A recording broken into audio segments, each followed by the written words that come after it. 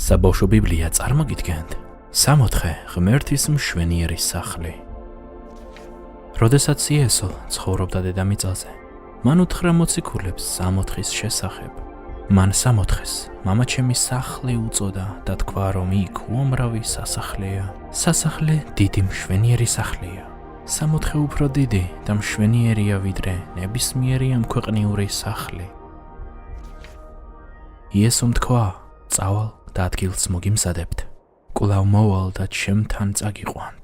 იესო მართლაც წავიდა 64-ში. მას შემდეგ, რაც მკვდრეთით აღდგა, როდესაც მოციქულები უყურებდნენ მას, იესო ამაღლდა. ღრუბელმა მიიღო იგი და ასე მოშორდა მათი მხედველობის არეს. მას შემდეგ ქრისტიანებს ახსოვთ იესოს პირობა, რომ დაბრუნდება და წაიყვანს მათ. იესომ თქვა, რომ ის დაბრუნდება მოულოდნელად, როდესაც ყველაზე ნაკლებად ველით, მაგრამ რა მოუვათ იმ ქრისტიანებს, ვინც მის მოსვლამდე გარდაიცვლება. ბიბლია ამბობს, რომ ისინი პირდაპირ იესოსთან მოხვდებიან. სხეულიდან განსახლება უფალთან დასახლებას ნიშნავს. აღდგომა ბიბლიის ბოლო წიგნი მოგვითხრობს თუ რა საოცარია 64. ყველაზე საოცარი ის არის, რომ განსაკუთრებული ძალით 64 ღმერთის სახლია. ღმერთი ყველგანაა, მაგრამ მისი ტახტი 64-შია. ანგელოზები და სხვა ზეციური არსებები 64-ში ღმერთს სემენ თაყვანს. ასევე იქცევა ღმერთის რჩეული ხალხი, რომელიც მოკვდა და 64-ში წავიდა. ისინი განსაკუთრებულ სადიდებელ საგალობლებს უგალობენ ღმერთს.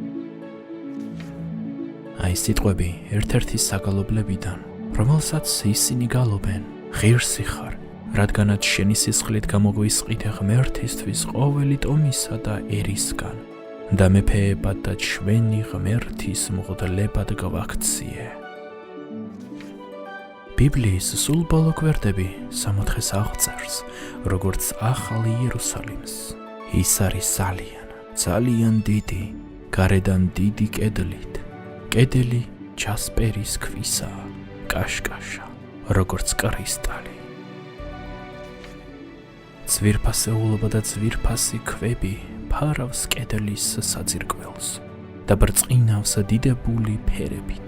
ქალაქის თითოეული კარიბჭე გაკეთებულია ერთი დიდი მარგალიტით. არასოდეს იხურება ის დიდებული მარგალიტის ბჭენი. მოდი, შევიდეთ და მე მოვიხედოთ ირგვლივ. ვაუ, 64 შიგნით კიდევ უფრო მშვენიერია. ქალაქი შექმნილია სუფთა ოქროსგან, სუფთა მინის მსგავსად, ქუჩებიც კი ოქროსგანაა გაკეთებული. საოცარი, სუფთა მდინარე სიცოცხლის წყლისა მოედინება ღმერთის საუფლოდან.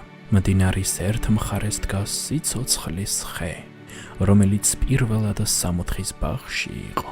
ეს ხე ძალიან განსაკუთრებულია. ის ისხავს 12 სხვადასხვა სახეობის ნაყოფს. სხვადასხვა სახეობის თითოეულ თვეში სიცოცხლის ხის ფოთლები კი ერების განსაკურნებლადაა. 64-ს არ ჭირდება მზიან მთვარე სინათლისთვის. ღმერთის ბრწყინვალება ავსებს მას საოცარი სინათლით. იქ აღარასდროს დგება ღამე. 64-ში ცხოველებიც კი განსხვავებულები არიან. ისინი ყველა მოთვინიერებულები და მეგობრულები არიან. მგლები და კრავები ერთად სწოვენ ბალახს. ძლევამოსილი ლომებიც კი ჩალას ჭამენ, როგორც კამეჩი. უფალი ამბობს, ისინი არ დააზიანებენ და არც გაანადგურებენ არაფერს ჩემს წმინდა მთაზე. როცა ირგვლივ მიმოვიხედავთ, ჩვენ შევამჩნევთ, რომ 64-ში რაღაცეები არ არსებობს. არასდროს ისმის გაბრაზებული სიტყვები, არავინ იბრძვის ან თავნებობს. კარებზე საკეტები არაა, რადგან არ არიან ქურდები 64-ში. იქ არ არიან მატყუარები, მკვლელები, ჯადოქრები ან სხვა უკეთური ადამიანები. არ არსებობს რაიმე სახის ცოდვა 64-ში. 64-ში ღმერთთან არ არის მეტი ცრემლები.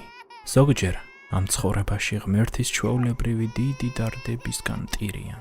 60-ში უფალი ყველა ცრემლს გააშრობს. სიკვდილიც კი არ არის 60-ში. ღმერთის რჩეულები სამუდამოდ იქნებიან უფალთან. არ იქნება მეტი ვარამი, მეტი ტირილი, მეტი ტკივილი. არ იქნება ავადმყოფობა, განშორება და კრძალვები. ყველა სამუდამოდ ბედნიერია 60-ში უფალთან. რაც ყველაზე კარგია, 60 არის იმ ბიჭებისთვის და გოგონებისთვის და აგრეთვე ზრდასრულებისთვის, ვინც ირწმუნა იესო ქრისტე, როგორც მათი მაცხოვარი და დაემორჩილა მას, როგორც უფალს. 60-ში არის წიგნი სახელად კრავის სიცოცხლის წიგნი. ის სავსე ადამიანთა სახელებით. იცით, ვისი სახელები წერია იქ? ყველას, ვინც იესო ქრისტე ირწმუნა, არის შენი სახელი იქ. კრავის სიცოცხლის წიგნი. ბიბლიის უკანასკნელი სიტყვები 60 შესახებ შვენიერი მოწვევაა. სული და სასძლო ამბობენ. მოდი, სმენელმაც თქვას. მოდი, წყურვალი მოვიდეს და მსურველმა უსასყიდლოდ მიიღოს სიცოცხლის წყალი. მოდი. ამინ. ღმერთმა იცის, რომ ჩვენ გაგვეკეთებიათ ცუდი რამეები, რომლებსაც ის ცოდვას უწოდებს. ცოდვისთვის სასჯელი სიკვდილია. ღმერთს იმდენად ვუყვარვართ, რომ მან ჯვარცმისა და ჩვენი სასჯელის გამოსასყიდად გამოგზავნა თავისი ერთადერთი ძე იესო. იესო აღდგა და დაბრუნდა სასუფეველში. ახლა ღმერთს შეუძლია, რომ მოგვიტევოს ჩვენი ცოდვები. თუ გინდა, რომ ზურგი აქციოს შენს ცოდვებს, უთხარი ღმერთს, უფალო ღმერთო, წამს რომ იესო მოკვდათ შემთვის და ახლა ისევ ცოცხლობს. გთხოვ, შემოდით ჩემს ცოდვებში და მომიტევეთ ჩემი ცოდვები, რათა ახალი ცხოვრების დაწყება შევძლო, შემდეგ კი მუდამ შენთან ვიყო. შემეწიე, რათა ვიცხოვრო შენთვის, როგორც შენმა შვილმა. ამინ. იოანე 3:16. იკითხე ბიბლია და ესაუბრე ღმერთს ყოველ დღე. 60. ღმერთის მშვენიერი სახლი. ამბავი ღმერთის სიტყვებიდან, ბიბლიიდან გადმოცემულია. იოანე 14, 2 კორინთელთა 5 გამოცხადდება 4:21-22. შენი სიტყვების კარიბჭე შობს ნათელს. ფსალმუნები 119-120. ავტორი ედვარდ ჰიუსი. ტექსტს კითხულობს გიორგი ოდიშელიძე. კონტაქტისთვის დაგვიკავშირდით 3w.bibleforchildren.org. ამბავი 60-დან.